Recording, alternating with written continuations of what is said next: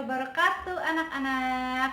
Bagaimana nih kabarnya hari ini? Sehat kan? Nah, sebelum memulai pembelajaran pada pagi hari ini, sebaiknya kita berdoa terlebih dahulu ya. Berdoa dimulai. Berdoa selesai. Nah, setelah berdoa, Ibu mau bertanya nih sama kalian. Di rumah kalian ada tanaman nggak? Ada tanaman apa aja? Apakah ada bunga? Nah, berkaitan dengan bunga, kenapa ya kupu-kupu itu suka hinggap di dalam bunga atau hinggap di bunga? Nah, karena kupu-kupu tersebut mencari makanan atau menghisap nektar yang ada di dalam bunga tersebut.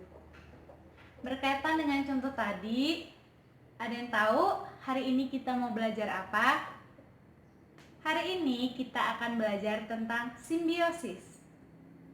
Ada yang tahu nggak apa arti dari simbiosis itu? Simbiosis merupakan hubungan yang khas antara kedua makhluk hidup yang berbeda, yang saling berkaitan. Dua makhluk ini biasanya berbeda jenis. Nah, simbiosis tersebut itu dibagi menjadi 3. Yang pertama, simbiosis mutualisme. Ingat, mutual atau sama-sama diuntungkan atau sama-sama untung. Jadi simbiosis mutualisme merupakan hubungan khas antara kedua makhluk hidup yang saling menguntungkan. Contohnya seperti yang Ibu sebutkan tadi, ada kupu-kupu dan bunga, terus ada kerbau dan burung jalak.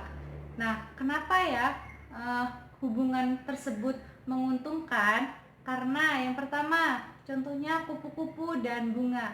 Kupu-kupu diuntungkan karena kupu-kupu tersebut mendapatkan makanan, yaitu berupa nektar yang ada di dalam bunga tersebut. Sedangkan bunga, setelah nektarnya dihisap, dia akan melakukan proses penyerbukan sehingga kemudian berkembang menjadi biji dan buah.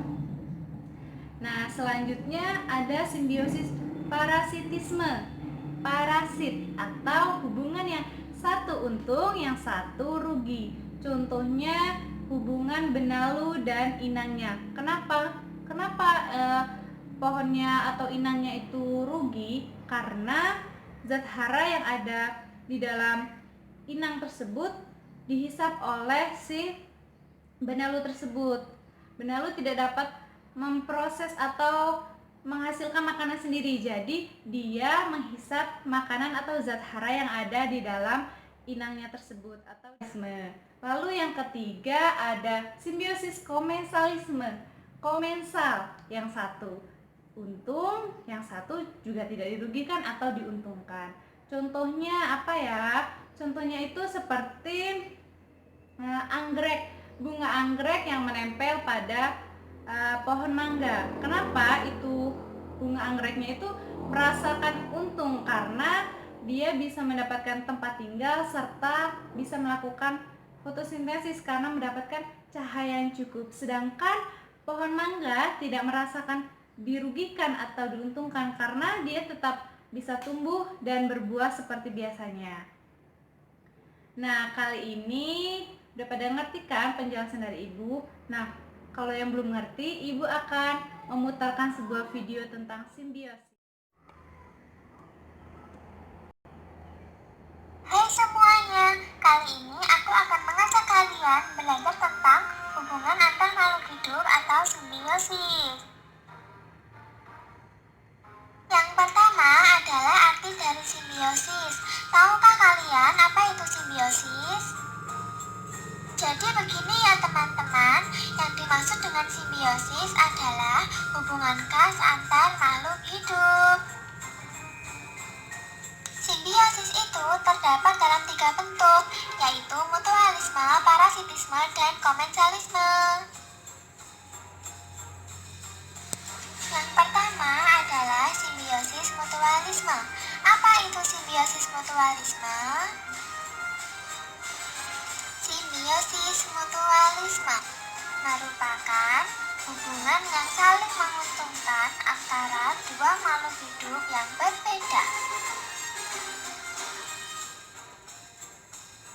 Dari pengertiannya tadi, apa ya contoh dari simbiosis mutualisme?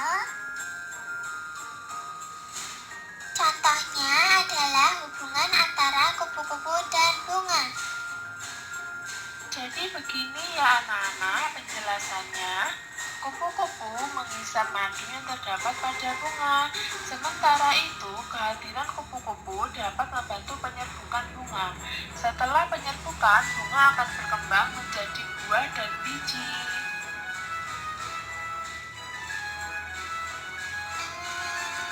Apa ada ya contoh lain selain hubungan antara kupu-kupu dan bunga? Tentu saja ada. Contoh lainnya adalah hubungan antara burung jalak dan kerbau.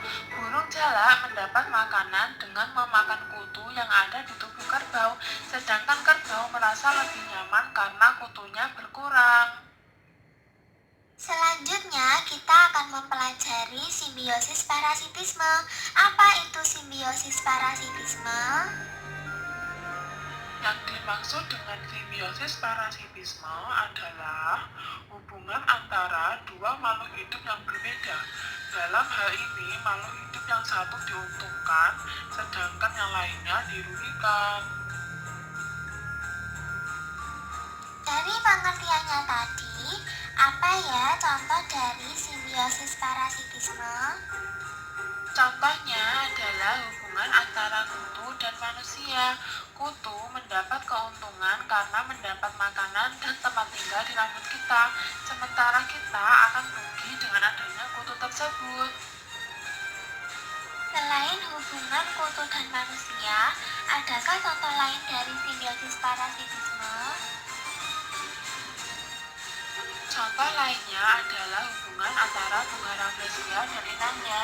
Bunga rafflesia mengambil makanan dari proses fotosintesis tumbuhan inangnya, sementara itu inangnya merasa rugi karena jumlah makanannya berkurang. Selanjutnya, kita akan belajar tentang simbiosis komensalisme. Apa itu simbiosis komensalisme? Simbiosis komensalisme adalah hubungan antara dua makhluk hidup di mana yang satu diuntungkan dan yang lain tidak dirugikan maupun diuntungkan. Dari pengertiannya tadi, kira-kira apa ya contoh dari simbiosis komensalisme?